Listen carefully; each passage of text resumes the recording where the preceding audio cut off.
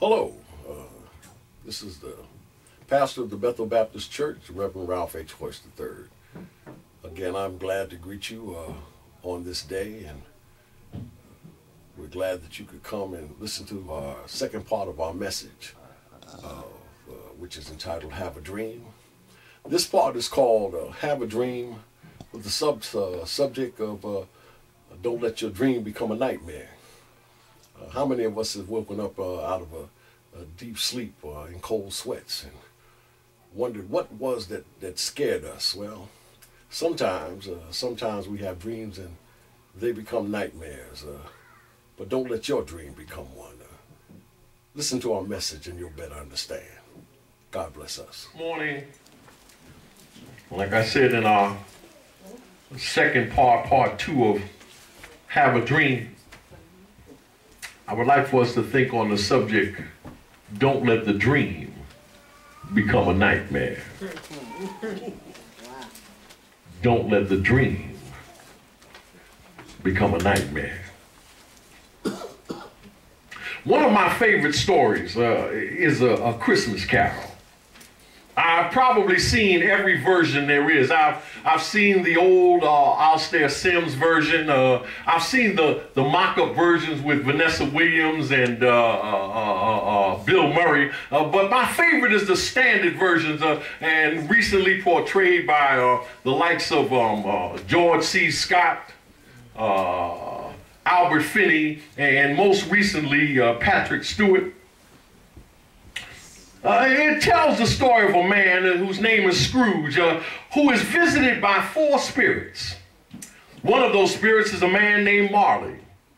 Marley, who, when he was alive, was the partner of Scrooge in their accounting business. Now, Scrooge is asked if he believes what he is seeing in this visitation by Marley. And Scrooge's reply is, that it could be a bad dream brought on by a piece of undigested meat or some cheese. For Scrooge, it's a bad dream, a nightmare, if you will, that he would rather not have. Have you? Have you ever had a nightmare, a dream that you would rather not have had? The word nightmare is defined as a terrifying dream, producing feelings of extreme fear and anxiety. A monster or an evil spirit believed to oppress persons during sleep. Now, I've come to believe that all nightmares are not experienced in or during our sleeping hours only. All right now. But sometimes. All right. Sometimes nightmares are all too real in our waking hours. When we find ourselves in verbally and physically abusive situations, that is a nightmare.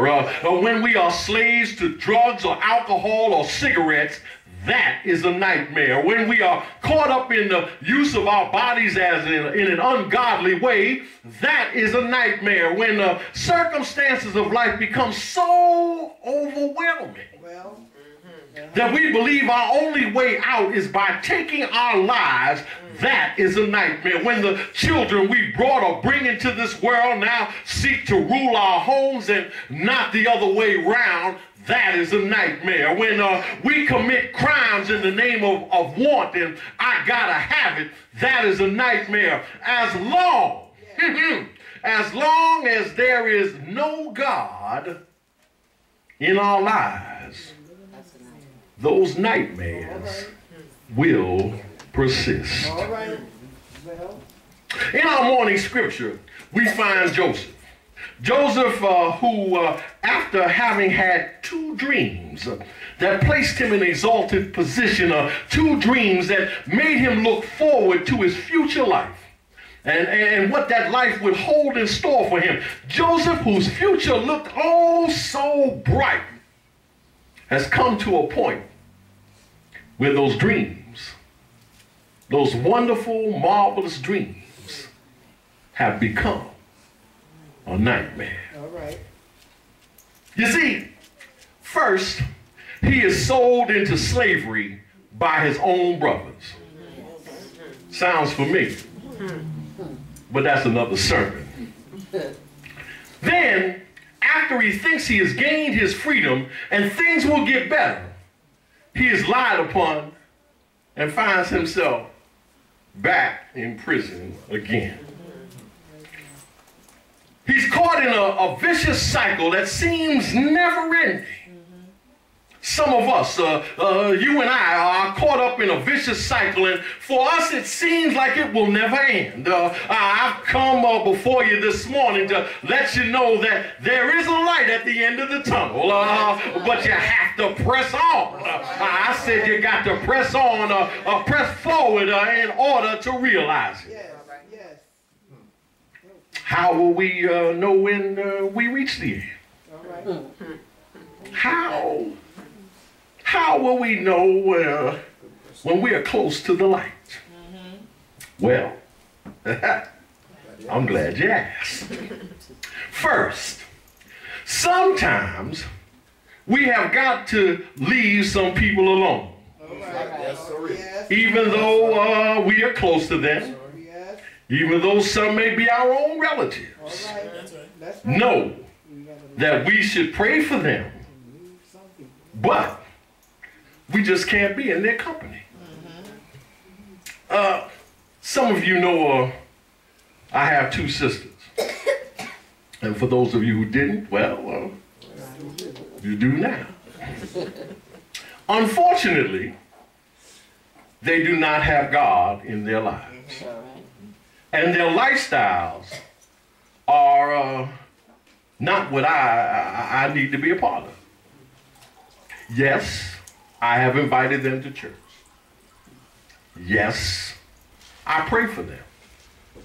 No, they have not accepted my invitation for church. No, they have not accepted my invitation to pray. But I'm going to keep on praying for them and asking of them to attend services, and if it is the will of God and not theirs, perhaps one day they'll come. I need to stop right there and take this commercial message for Sunday school. Sunday school lesson this morning spoke of a woman who left her family, left all that she knew in the person of Ruth to follow the person who followed God. Sometimes we find ourselves having to leave our families. It's hard.